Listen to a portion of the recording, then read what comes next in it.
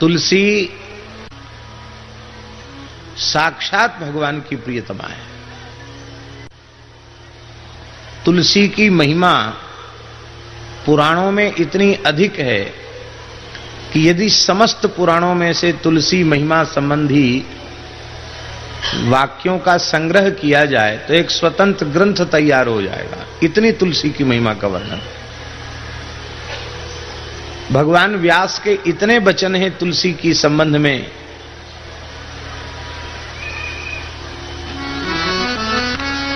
स्कंद पुराण वैष्णव खंड में भगवान व्यास कह रहे हैं, यत्कंठे तुलसी नास्ति ते नरा मूढ़ मानसा शुनो विष्टा समम चान्नम जलम च मदिरा समम जलम च मदिरा समम। जिनके कंठ में तुलसी नहीं है वे मूढ़ मनुष्य हैं। उनके द्वारा स्पर्श किया हुआ अन्न श्वान विष्टा के तुल्य है, कुत्ते की विष्टा के तुल्य है। उनके द्वारा स्पर्श किया हुआ जल मद्य के समान त्याज्य है, अपेय है, अस्पृश्य है।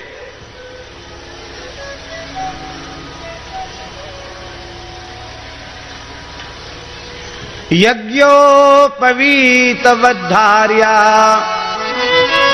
कंठे तुलसी मालिका। द्विजाति को जैसे प्रतिज्ञा पूर्वक यज्ञोपवीत धारण करना चाहिए, ऐसे ही वैष्णव मात्र को, वह किसी वर्ण किसी आश्रम का हो, वैष्णव मात्र को अपने कंठ में तुलसी धारण करनी चाहिए। यज्ञोपवीत वद्धार्या कंठे तुलसी मालिका क्षणार्धम तद विहीनोपि विष्णुद्रोही भवेन्नरः। आधे क्षण तुलसी से हीन हो जाए तो भगवत द्रोही के तुल्य हो जाता है। कहीं पुराण वचन ऐसा भी आया है कि बिना तुलसी धारण किए जो भगवत विग्रह का स्पर्श करता है उसे विग्रह को खंडित करने का पाप लगता है, मूर्ति भंजन का पाप लगता है।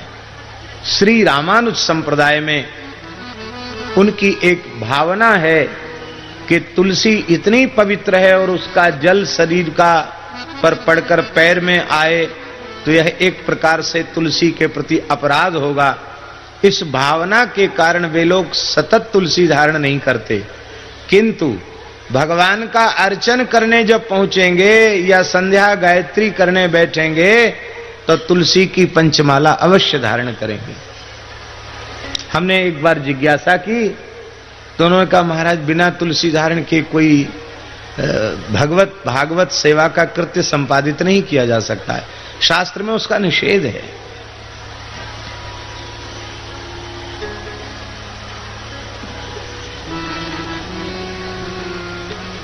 या दृष्टा निखिलाघ संग समनी। तुलसी दर्शन मात्र से संपूर्ण अघ संग का समन करती है। दर्शन से पाप राशि नष्ट होती है तुलसी के। या दृष्टा निखिलाघ संग समनी स्पृष्टा वपुष्पावनी। स्पर्श से शरीर को पवित्र करती है, पद्म पुराण का श्लोक है। ये शरीर मलमूत्र का भांड है, जल और मृत्तिका से पर्याप्त शुद्धि करने के बाद भी मलमूत्र समाप्त नहीं होता, वो तो रहता ही है, रहना भी जरूरी है। सारा मल निकल जाएगा तो आदमी मर जाएगा। मल मूत्र पर ही प्राण टिके हुए हैं, आप सोचिए। तो मलमूत्र की थैली तो भीतर है। ऐसी स्थिति में चाहे जितनी जल और मृत्तिका से शुद्धि करे तो भी अशुद्धि बनी रह जाती है। तो फिर वह अशुद्ध देह भगवत सेवा के योग्य कैसे बने? तो तुलसी के स्पर्श से देह में भगवत सेवा की पात्रता का उदय हो जाता है। इसलिए स्पृष्टा वपुष पावनी, स्पर्श से वो शरीर को पवित्र कर देती है।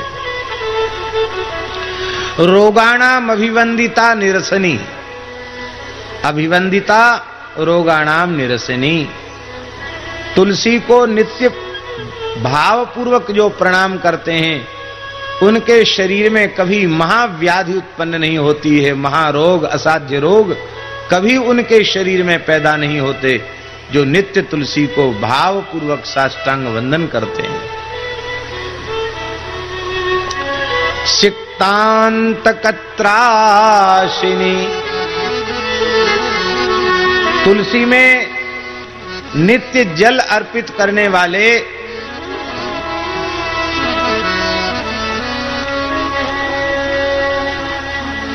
उनको देख करके अंतक, अंतक शब्द यहां यम का वाचक है, यमराज काल, उनको त्रास हो जाता है। पहले तो उसका बहुत लंबा चौड़ा खाता लिख करके तैयार था चित्रगुप्त के यहां, और जैसे ही वह व्यक्ति तुलसी में जल सिंचन करने लग जाता है, यमराज डर जाते हैं कि ये तो भगत बन गया, वैष्णव बन गया, रोज तुलसी में जल चढ़ाता है, अब इसका खाता सब फाड़ के फेंक दो, अब ये नरक आने वाला नहीं है। सिक्तांत कत्रासनी, कहां तक कहें, जो तुलसी भगवान को अर्पित करते हैं, भगवान के चरणों में प्रेम उन्हें प्राप्त हो जाता है। जो तुलसी के पौधे को रोपित करते हैं, मानो उन्होंने अपने हृदय रूपी क्षेत्र में भक्ति रूपी पौधे को आरोपित कर लिया। भगवान के चरणों में अर्पित कर न्यस्तात चरणे विमुक्ति फलदा, उनको मोक्ष प्राप्त हो जाता है। ऐसी तुलसी को प्रणाम। श्रीमद् भागवत के अत्यंत रसमय प्रकरण रास पंचाध्यायी में तुलसी को ब्रजांगनाओं ने कल्याणी कहा। दो संबोधन किए तुलसी के। कच्चित तुलसी कल्याणी गोविंद चरण प्रिये, सहत्वालि कुलैर बिभ्रत दृष्टस्तेति प्रियोच्युतः। हे भगवती, हे कल्याणी, हे तुलसी, हे गोविंद चरण प्रिये, आपकी पुष्पित मंजरी के ऊपर भ्रमर मडरा रहे हैं। लगता है कि तुम्हें श्याम सुंदर का दर्शन स्पर्श अवश्य ही प्राप्त हुआ है। हमें केवल इतने अंश पर विचार करना है कि वह कल्याणी है, और पूरे का व्याख्यान नहीं करना, केवल कल्याणी। इसका तात्पर्य है कि जीव मात्र का कल्याण करने में तुलसी समर्थ है। जीव मात्र का कल्याण।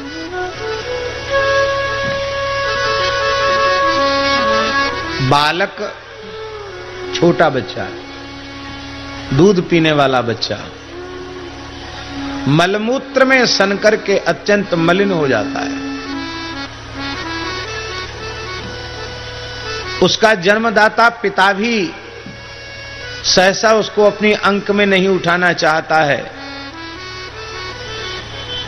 मलमूत्र में सने हुए बालक को।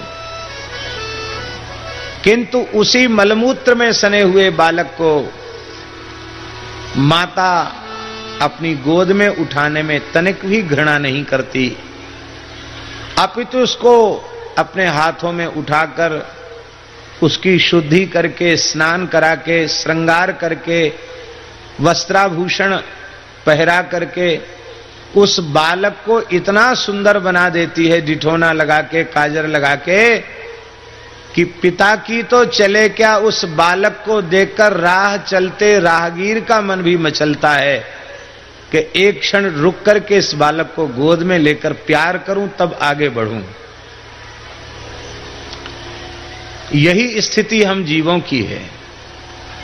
अविद्या माया के षड विकारों के पंख में पंकिल हो करके हम इतने मलिन हो रहे हैं, इतने पंकिल हो रहे हैं कि वात्सल्य गुण सागर भगवान भी संकोच कर रहे हैं उठाने में।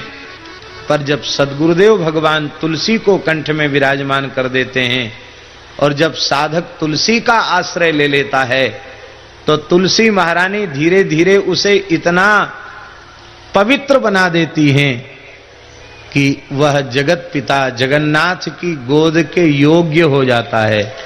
सब ललचाते हैं कि ये हमारे यहां चले, ये हमारे यहां चले हैं। राहगीर ललचाते हैं ना कि हमारी गोद में आ जाए, हमारी गोद में आ जाए। वृंदावन के महान रसिकाचार्य स्वामी श्री हरिदास जी की परंपरा के एक महान वाणीकार श्री स्वामी भगवत रसिक देव जी के संबंध में आता है कि जब वे नैनी प्रयाग में यमुना जी के तट पे जब भगवत लीला में प्रवेश करने के लिए जब उनका समय आया, तो देवराज इंद्र स्वयं उपस्थित है कि आप इंद्रलोक को अपनी चरण रस से पवित्र कीजिए। ब्रह्मा जी स्वयं उपस्थित हैं, आप अपनी चरण रस से ब्रह्मलोक को कृतार्थ कीजिए। भगवान शिव स्वयं उपस्थित हैं, शिवलोक को, कैलाश को अपनी चरण रस से आप पुनीत कीजिए। साक्षात भगवान श्री हरि उपस्थित हैं, आप अपनी चरण रस से वैकुंठ को पावन कीजिए। पर भगवत रसिक जी ने कहा, पंछी जहां का है उड़ के वहीं जाएगा, ये हंस जहां का है वहीं जाएगा। और वे श्री वृंदावन आ गए और आज भी बावरी में श्री भगवत रसिक जी महाराज आज भी विराज रहे हैं। इस चरित्र से यह बात तो प्रमाणित हो गई कि ये तुलसी महारानी इतना सुंदर जीव को बना देती हैं कि ये बड़े बड़े देवता भी अपने लोकों में उसको ले जाने का आग्रह करने लग जाते हैं। ऐसी तुलसी की महिमा है, ये जीव मात्र का कल्याण करने वाली है। वैष्णवी दीक्षा से युक्त लोगों को तो तुलसी धारण करना ही चाहिए। अन्य देवतांतर की दीक्षा से युक्त लोग भी तुलसी धारण कर सकते हैं। तुलसी धारण में किसी परंपरा का कोई विरोध नहीं है। बस इतनी सी बात अवश्य है, तुलसी धारण करने वाले व्यक्ति को जो वस्तु भगवान को भोग नहीं लग सकती है, उस वस्तु को आहार के रूप में ग्रहण नहीं करना चाहिए। व्यसन मुक्त जीवन हो, खान पान शुद्ध हो, बस इतनी जरूरत है तुलसी धारण करने वाले को। तुलसी स्नान के समय शरीर पर हो। पुराणों में स्नान काले तु यस्यांगे दृश्यते तुलसी शुभा सर्वतीर्थेषु स्नातम भवति तेन न संशयः। शरीर पर स्नान के समय तुलसी की माला है, तुलसी की कंठी है, तो तुलसी को छूकर जो जल शरीर पर पड़ता है उसे संपूर्ण तीर्थों में स्नान का पुण्य मिल जाता है।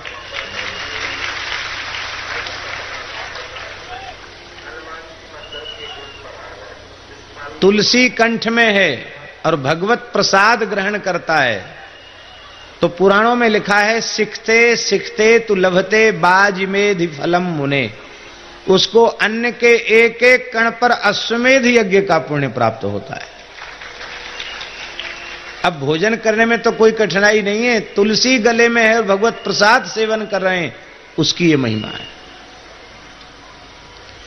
शरीरम दह्यते येषाम तुलसी काष्ठ बन्हिना न तेषाम पुनरावृत्ति विष्णु लोकात कथंचन। जिनका अग्नि संस्कार तुलसी की लकड़ी से होता है, अर्थात तुलसी का काष्ठ उनके मुख पर वक्षस्थल पर अधिक मात्रा में बधरा करके फिर उन्हें मुखाग्नि दी जाती है, तो वे भगवान के धाम से लौटकर कभी नहीं आते। इतनी महिमा है। तुलसी की सूखी लकड़ी, उसको पत्थर पर घिस करके और उस चंदन को जो भगवान को अर्पित करता है केसर आदि का मिश्रण करके, उसी को शास्त्री जी हरिचंदन कहा गया। पुराण में, स्कंद पुराण पद्म पुराण में उसी का नाम है हरिचंदन। सर्वांगे हरिचंदनम सुललितम कंठे च मुक्तावली। ये हरिचंदन क्या है? तुलसी काष्ठ से उतारा हुआ चंदन हरिचंदन है। जो भगवान को तुलसी काष्ठ से घिसा हुआ चंदन अर्पित करता है, उसे भगवान प्रसन्न होकर अपना सर्वस्व भूत आलिंगन प्रदान करते हैं।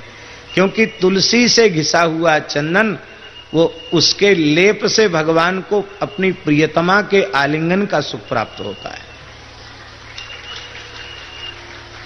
युगल गीत में दिव्य गंध तुलसी मधुमत्तई जो आया है शब्द, दिव्य गंध तुलसी की कही, उस दिव्य गंध के ऊपर श्री वल्लभाचार्य महाप्रभु जी की सुबोधनी टीका का भाव दृष्टव्य है। श्री वल्लभाचार्य महाप्रभु सुबोधनी में दिव्य गंध की व्याख्या करते हुए कह रहे हैं कि श्री राधा रानी के श्री अंग की जैसी गंध तुलसी की पुष्पित मंजरी में आती है, इसलिए ये गंध भगवान को अतिशय प्रिय है, इसलिए इसे दिव्य गंध कहा। ये किसी प्राकृत पुष्प आदि की गंध नहीं है, ये साक्षात प्रिया जी वृषभानुनंदिनी श्री राधा रानी के श्री अंग का सौरभ है, जो तुलसी की मंजरी से प्रकट होता है। भगवान को चाहे जितना सुंदर पदार्थ अर्पित कर दो पवित्रता से बना करके, और तुलसी दल नहीं पधराओ तो, ये तो हम लोग सब गाते हैं, 56 भोग 36 व्यंजन, बिन तुलसी हरि एक न मानी।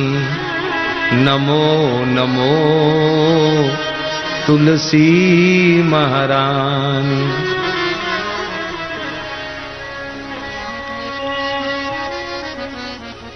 हमारे वैदिक सिद्धांत के अनुसार जीव और प्रकृति ये दोनों परमात्मा के भोग्य हैं, और भगवान एकमात्र भोक्ता हैं। तो भोग्य वस्तु को भोक्ता कब अंगीकार करेगा? है स्वाभाविक है, तुलसी दल पधराए बिना भगवान अंगीकार नहीं करेंगे।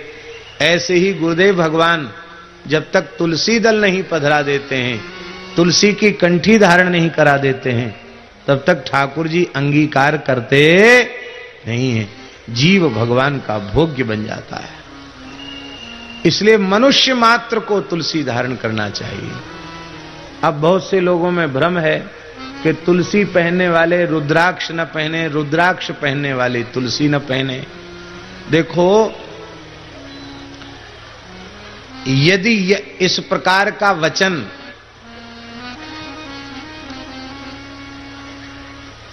आर्ष वचन है, श्रुति में इस प्रकार का निषेध हो, इतिहास पुराण में इस प्रकार का निषेध हो, स्मृतियों में इस प्रकार का निषेध हो, तब तो बात मान्य है।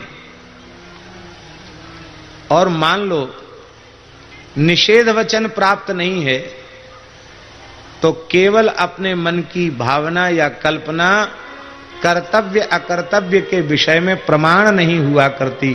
तस्मात् शास्त्रम प्रमाणम ते कार्या कार्य व्यवस्थित। शास्त्र ही परम प्रमाण है।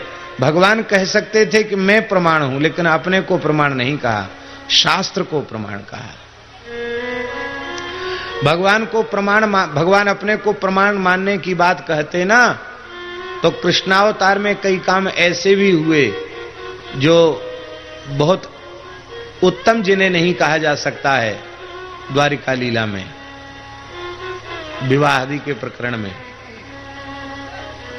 तब तो सब गड़बड़ हो जाएगा। लोग कहेंगे भगवान ने किया, हम क्यों ना करें, भगवान तो परम प्रमाण है। पर भगवान ने क्यों किया, किस लिए किया, वे कौन थे, मूल में वो कौन थे, ये सब एक विचार का विषय है। भगवान के द्वारा उस अवस्था में भी शास्त्र का उल्लंघन नहीं है, वह एक अलग चर्चा है। लेकिन सामान्य लोगों को अपशिक्षा प्राप्त न होने लग जाए, इसलिए भगवान ने अपने को प्रमाण न कहकर शास्त्र को ही प्रमाण माना। शास्त्र ही प्रमाण है।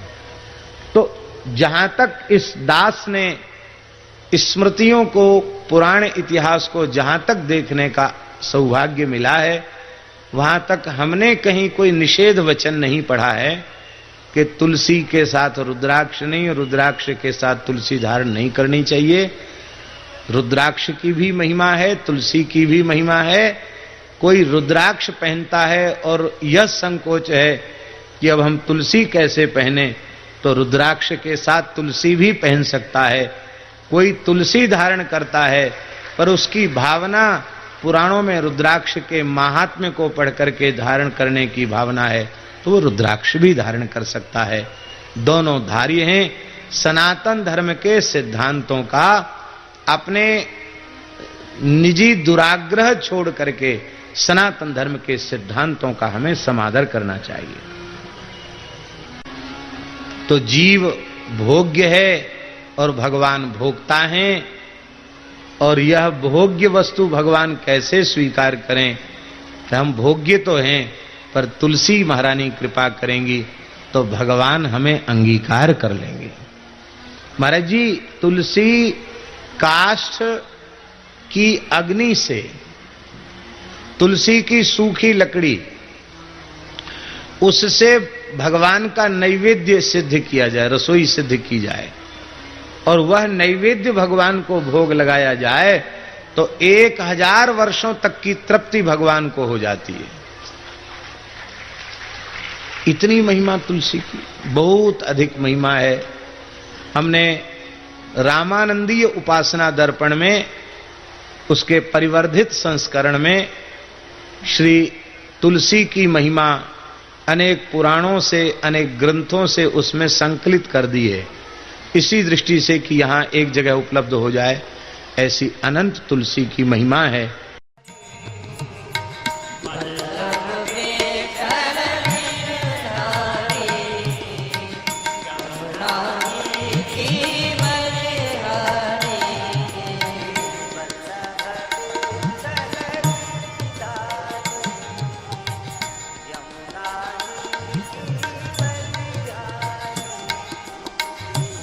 love.